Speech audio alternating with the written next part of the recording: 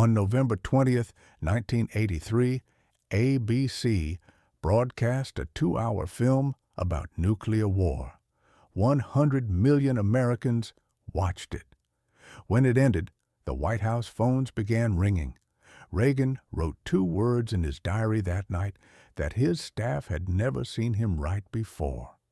And in the 48 hours that followed, something changed in how the most powerful government on earth thought about the war it had been preparing for.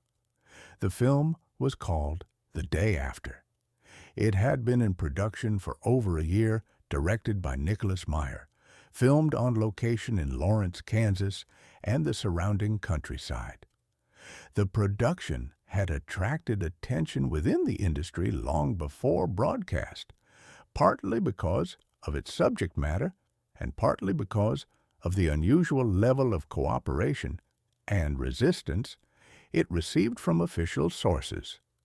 ABC executives had debated whether to air it at all. Some within the network argued that the film was too disturbing, too politically charged, and too realistic in its depictions to be appropriate for broadcast television. The network received pressure from multiple directions.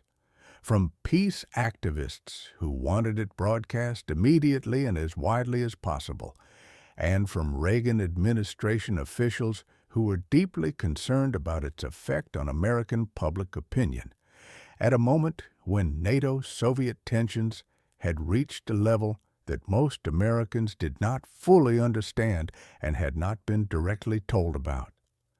The administration did not attempt to prevent the broadcast.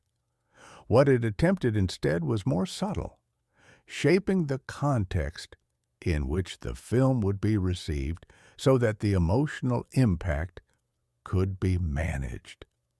The film aired anyway on a Sunday evening in November, and the audience it drew was the largest in the history of American television drama, larger than any sporting event, any news broadcast, any previous film or series in the medium's history. What those 100 million people watched was specific and unflinching, in a way that no American broadcast television film had been before. The film followed ordinary Kansas families, a farmer and his family on flat land outside Lawrence, a doctor at the university hospital, students on campus, a young couple getting married in the weeks before the crisis, through the mounting international tension and into the exchange itself, and the months that followed it. Meyer had made a deliberate decision not to show the war from the perspective of governments or military commanders. The film had no president, no general, no situation room. It had only the people on the ground, people who had no more information than the audience watching them and no more power over what was happening than a farmer has over the weather. The exchange itself was depicted in a sequence that lasted several minutes of screen time and showed, with a visual directness that no American film had previously attempted at this scale, what a nuclear detonation over a populated area actually looked like from the street. Shadows burned into concrete. People vaporized mid-stride. The familiar landscape of a small American city, the kind of city that many of the 100 million viewers had grown up in or driven through, reduced to rubble and ash in less time than it took to watch. And then the film continued for another hour into the world that remained, which was the part that proved most affecting to most viewers. The radiation sickness progressing in people who had survived the blast, the hospital without power or supplies, the specific and deliberately unheroic quality of survival in a landscape where the systems that had made ordinary life possible had simply stopped and were not coming back. The audience response was unlike anything American television had produced before. Therapists and counselors reported a significant surge in calls in the days immediately following the broadcast. Schools across the country reported children arriving the following Monday visibly affected, having watched with their parents the night before, and spent the intervening hours in a state that teachers described consistently as not quite the same as ordinary childhood fear. Crisis hotlines received elevated call volumes for a full week after the broadcast. The American Psychiatric Association had, in the months before the broadcast, taken the unusual step of issuing formal guidance to parents about how to discuss the film's content with children, a step that had no precedent in the history of American broadcasting and that itself communicated something to the parents who read it about what was coming. Counselors recommended watching the film with children rather than allowing them to watch alone, engaging them in conversation during and after, and being prepared for questions that did not have reassuring answers. The specific effect on the generation of children who watched it that November night has been documented in subsequent psychological research as one of the most widespread instances of media-induced anxiety in the country's recorded history. If you were between 8 and 18 years old on November 20th, 1983, and you watched it in your living room, you likely remember where you were sitting with a clarity that most television experiences across a lifetime do not produce. What most of those 100 million viewers did not know that night, and what has only become fully documented in declassified records and intelligence assessments released in the years and decades since, is that they were watching it at the precise moment that the real world was closer to the scenario unfolding on screen than it had been at any point since October 1962.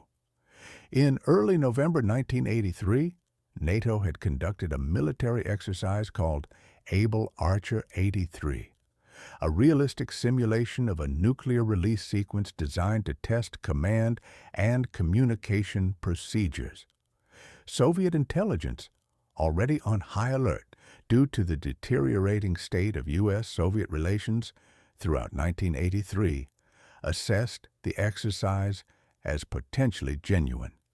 KGB officers in Washington and European capitals began destroying classified documents. Soviet nuclear forces moved to elevated readiness levels. The world came closer to accidental nuclear war during Able Archer 83 than during almost any other moment of the Cold War. The Day After aired 11 days after the Able Archer exercise officially concluded, and the elevated Soviet readiness levels had only recently stood down.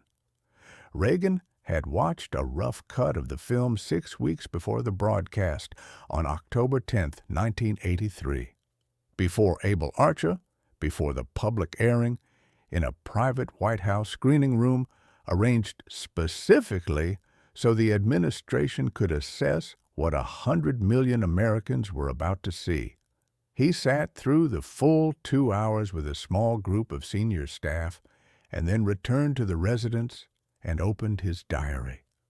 He wrote that the film was very effective and that it had left him what he called deeply depressed.